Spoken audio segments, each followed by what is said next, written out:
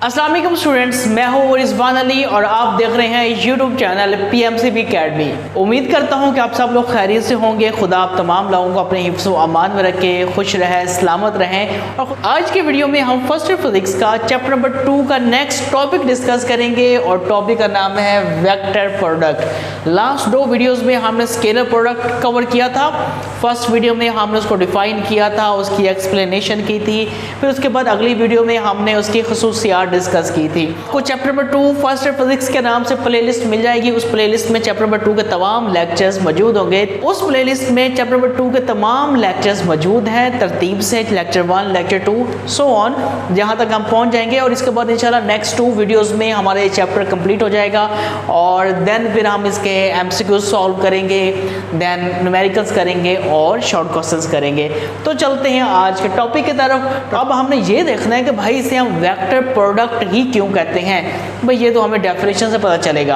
तो सबसे पहले हम इसकी डेफिनेशन करते हैं, उससे फिर हमें पता चलेगा भाई इसे वेक्टर प्रोडक्ट ही क्यों कहते हैं। डेफिनेशन आपको बच्चे ये कहती है कि if the product of 2 vectors, अब आपने 2 वेक्टर्स का प्रोडक्ट लेना है, उस प्रोडक्ट का रिजल्ट क्या है, वेक्टर क्वांटिटी आए तो इस प्रोडक्ट को हम बोलते हैं वेक्टर प्रोडक्ट। देखिएगा ये 2 वेक्टर्स आपके पास है, वेक्टर वेक्टर, अगर 2 वेक्टर्स दरमियान क्रॉस लगा हुआ है तो वो आपका वेक्टर प्रोडक्ट होगा। तो वेक्टर प्रोडक्ट लिया तो आंसर भी क्या आ गया, आपका वेक्टर आ गया। तो इसलिए हम इसे बोलते हैं ये क्या है, आपका वेक्टर प्रोडक्ट। भी 2 चीज़ों को मल्टीप्लाई करवाते हैं ना, उसके आंसर को क्या बोलते हैं, प्रोडक्ट। तो इन 2 वेक्टर्स को मल्टीप्लाई करवाया तो आंसर क्या आ गया, वेक्टर आ गया, इसलिए इसे क्या बोलते हैं, वेक्टर प्रोडक्ट। और देखिएगा इसे किससे रिप्रेजेंट करते हैं, क्रॉस से। तो क्रॉस को रिप्रेजेंट करने की वजह से इसे क्या बोलेंगे, क्रॉस प्रोडक्ट भी बोलेंगे। तो 2 नाम हो गए आपके, वेक्टर प्रोडक्ट और क्रॉस प्रोडक्ट। अब हम देखते हैं कि इसको मैथमेटिकली कैसे लिखना है।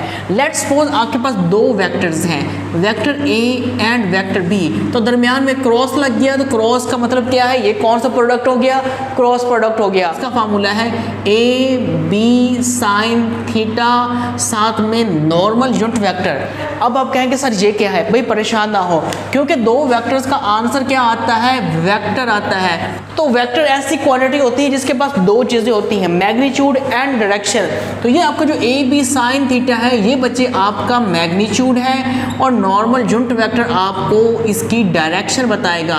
तो 2 चीज़ें मिलके क्या बनाती हैं, वेक्टर बनाती हैं। तो समझ आ गई ना कि इसका आंसर क्या आ रहा है, वेक्टर आ रहा है, मैग्नीट्यूड भी है और साथ में डायरेक्शन भी है। तो सबसे पहले हम ये देखते हैं कि AB sin थीटा यानी मैग्नीट्यूड कैसे आया। उसके बाद फिर हम देखेंगे कि नॉर्मल यूनिट वेक्टर क्या चीज़ है। उसके बाद फिर हम इस नॉर्मल यूनिट वेक्टर को डिस्कस करेंगे और फाइंड करेंगे कि भाई हमने वेक्टर प्रोडक्ट की डायरेक्शन कैसे फाइंड आउट करनी है। तो चलते हैं सबसे पहले इसकी एक्सप्लेनेशन की तरफ। तो इसको एक्सप्लेन करने के लिए यहाँ पे मैं 2 वेक्टर सपोज करूँगा।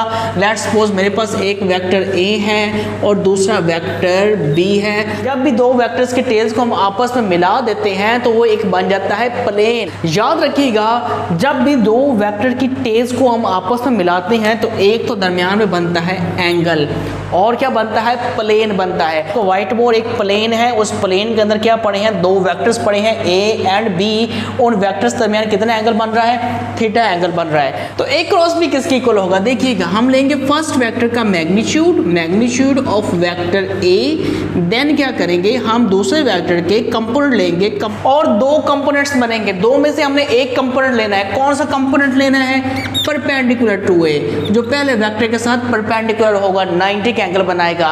याद करिए पिछले वाले टॉपिक में यहाँ पे परपेंडिकुलर की जगह पे क्या था, पैरेलल था। अब यहाँ पर क्या है, परपेंडिकुलर है, बस इतना फर्क है। और साथ में आप नॉर्मल यूनिट वेक्टर लगा दें तो इस फार्मूले से हम ये फार्मूला फाइंड करेंगे। तो चलते हैं जी, पहले वेक्टर का हमने मैग्नीट्यूड लिखना है। तो जब मैग्नीट्यूड लिखते हैं तो ऊपर से क्या करते हैं जी, एरो हटा देते हैं, यानी A के ऊपर से हमने एरो हटाया तो ये आपके पास A का क्या बन गया, मैग्नीट्यूड बन गया। ठीक है, अब हमने क्या करना है, B के कंपोनेंट्स बनाने हैं। ये रहा भाई आपका B वेक्टर, यहाँ से एक लाइन नीचे गिराएं, ये कराएगा आपका BY कंपोनेंट। अगर इसके अलॉन्ग आपके पास क्या है, Y एक्सिस है और ये आपके पास क्या है, X एक्सिस है। Y का अलॉन्ग कंपोनेंट कहलाता है BY और ये आपका रहा X एक्सिस। X एक्सिस के इसके साथ ऊपर जो कंपोनेंट होगा वो क्या कहलाएगा, बी एक्स। तो हमारे पास दो कंपोनेंट्स आ गए बच्चे, बी वाई और बी एक्स। तो इसमें से कौन सा लेना है, तो हमें फार्मूला बता रहा है कि बी का वो कंपोनेंट लेना है जो ए के साथ परपेंडिकुलर है। परपेंडिकुलर मतलब 90 का एंगल बना रहा है, तो यहाँ पे बनता है 90 का एंगल। तो देखिए बी वाई ए के साथ कितना एंगल बनाता है, 90 डिग्री का एंगल बनाता है, इसलिए बी एक्स नहीं लेंगे बल्कि क्या लेंगे, बी वाई लेंगे। तो मैं यहाँ पे लिखूंगा बी वाई। आगे चलिएगा, जहाँ पे 90 का एंगल बनता है ना, उसके सामने वाली साइड कहलाती है हाइपोटेनियस, एंगल के सामने वाली साइड कहलाती है परपेंडिकुलर, और ये वो जो साइड बच गई ये है आपके पास बेस। अगर यहाँ पे मैं साइन थीटा का फॉर्मूला लगाऊं तो साइन थीटा किसकी रेशियो है, साइन थीटा रेशियो है आपके पास perpendicular over hypotenuse. Sine theta किसकी इक्वल आ गया, देखिए परपेंडिकुलर में आपके पास क्या है, बी वाई है, बी वाई, और हाइपोटेनियस में क्या है आपके पास बी है। तो ये बी मूव करके इधर आ जाएगा, तो देखिएगा बी वाई किसकी इक्वल आ गया, बी साइन थीटा की इक्वल आ गया। तो बी वाई की जगह पे मैं क्या लिखूंगा, बी साइन थीटा लिखूंगा। तो आपका ए क्रॉस बी किसकी इक्वल आ गया जी, ए इंटू बी साइन थीटा।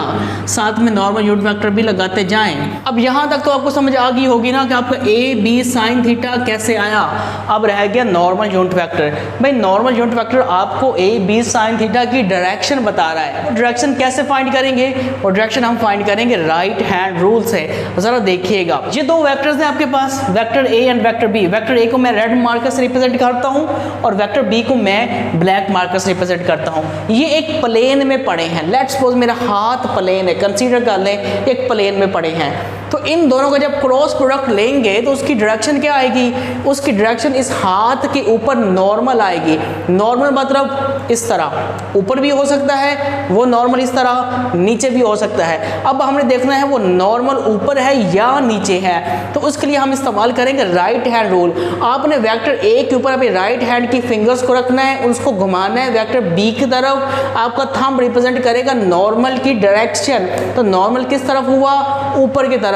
आप कहेंगे आपका ए बी साइन थीटा और डायरेक्शन क्या है, अपवर्ड है। बी क्रॉस ए करें तो बी क्रॉस ए क्या आएगा, बी क्रॉस ए का ये आंसर तो सेम ही आएगा, A B sine theta. Magnitude में कोई फर्क नहीं पड़ेगा, लेकिन नॉर्मल में फर्क पड़ जाएगा। नॉर्मल आपका नेगेटिव हो जाएगा, मतलब अब पहले नॉर्मल ऊपर था, अब नॉर्मल क्या हो जाएगा, नीचे हो जाएगा। देखिएगा तो वही वेक्टर्स हैं जिससे हमने एन फाइंड किया था।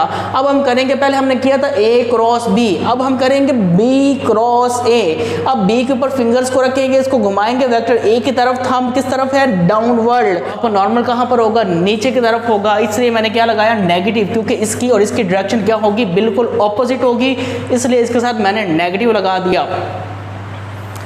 तो इस राइट हैंड रूल की वजह से ए क्रॉस बी की डायरेक्शन ऊपर है, बी क्रॉस ए की डायरेक्शन नीचे है, जिसकी वजह से आपका A cross B is not equal to B cross A. इसके ऊपर कम्यूटेटिव लॉ होल्ड नहीं करता। स्केलर प्रोडक्ट पे कम्यूटेटिव लॉ होल्ड करता है, लेकिन इधर कम्यूटेटिव लॉ होल्ड नहीं करता, क्योंकि दोनों की नॉर्मल की डायरेक्शन ऑपोजिट है। ए क्रॉस बी की डायरेक्शन ऊपर है, बी क्रॉस ए की डायरेक्शन नीचे है। तो इसको हम कुछ इस तरह से भी लिख सकते हैं, A cross B is equal to negative into B cross A. भाई इसका मतलब क्या है, इसका मतलब ये है कि दोनों का ए बी साइन थीटा तो सेम है। नेगेटिव साइन ये बताता है कि दोनों की डायरेक्शन मुखालिफ है, एक की डायरेक्शन ऊपर है और दूसरी की डायरेक्शन नीचे है। अब हम नेगेटिव लगाएंगे दरमियान में इक्वल लगा लेंगे, अगर नेगेटिव नहीं लगाएंगे फिर दरमियान में इक्वल नहीं लगाएंगे, दरमियान में अनइक्वल लगाएंगे। उम्मीद करता हूँ कि तमाम चीज़ें आप लोगों को समझ में आ गई होंगी। सबसे पहले हमने इसकी डेफिनेशन डिस्कस की। डेफिनेशन क्या है, दो वेक्टर्स को मल्टीप्लाई करवाएं और आंसर भी क्या है, वेक्टर है। ये आपका क्या कहलाता है, वेक्टर प्रोडक्ट कहलाता है। देन हमने इसका मैथमेटिकल फार्मूला लिखा, उसमें हमें पता चला कि भाई मैथमेटिकल फार्मूले में मैग्नीट्यूड भी है और डायरेक्शन भी है। तो सबसे पहले हमने फोकस किया मैग्नीट्यूड के ऊपर। ये ए बी साइन थीटा कैसे आया, उसके लिए हमने डायग्राम बनाई, हमें पता चल गया भाई ए बी साइन थीटा इस तरह से आ गया। फिर रहेगी बात नॉर्मल यूनिट वेक्टर की, उसके लिए हमने किसका इस्तेमाल किया, राइट हैंड रूल का। ए क्रॉस बी किया तो नॉर्मल ऊपर की तरफ आया, बी क्रॉस ए किया तो नॉर्मल नीचे की तरफ आया, जिसकी वजह से पता चला चला कि A cross B cross A के इक्वल नहीं है, सिर्फ और सिर्फ डायरेक्शन की वजह से। इसको लिखने के दो तरीके हैं, या तो दरमियान में अनइक्वल लगा दें, अगर आप चाहते हैं भाई हमने अनइक्वल नहीं लगाना, इक्वल ही लगाना है, तो फिर यहाँ पे क्या लगा दें, नेगेटिव लगा दें। नेगेटिव आपको ये चीख कर बताएगा कि भाई इनकी डायरेक्शन ऑपोजिट है, सेम डायरेक्शन नहीं है। तो नेक्स्ट वीडियो में हम इसी टॉपिक को आगे लेके चलेंगे, मतलब इसकी कैरेक्टरिस्टिक्स डिस्कस करेंगे और कुछ एग्जाम्पल्स को डिस्कस करेंगे। तो अपना बहुत ज़्यादा ख्याल रखिएगा, मुझे अपनी दुआ में याद रखिएगा। अल्लाह हाफिज़, टेक केयर।